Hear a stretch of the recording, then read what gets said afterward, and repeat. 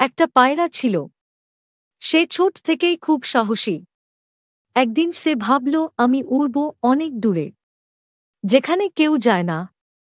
গ্রামবাসীরা বলল, ওদিকে যেও না, সেখানে ঝড় আসে, বজ্র পড়ে, পাখিরা আর ফিরে আসে না। কিন্তু পায়রাটা থামল না।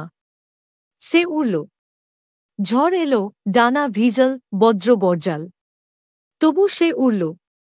শেষে একসময় আকাশ পরিষ্কার হল, সূর্য উঠল। পায়রাটা দেখল সে এক নতুন পৃথিবীতে এসেছে, যেখানে কেউ আগে পৌঁছায়নি। সবাই বলে সাহস ঝুঁকি নিয়ে আসে, কিন্তু অনেক সময় সাহসই নতুন দিগন্তের দরজা খুলে দেয়। এমন অনুপ্রেরণামূলক গল্প পেতে আমাদের এই কন্টেন্ট চ্যানেলটি সাবস্ক্রাইব করুন আর সকম আলী পেজটি অবশ্যই ফলো করুন। তোমার এক ক্লিকই আমাদের পরবর্তী গল্প তৈরির প্রেরণা।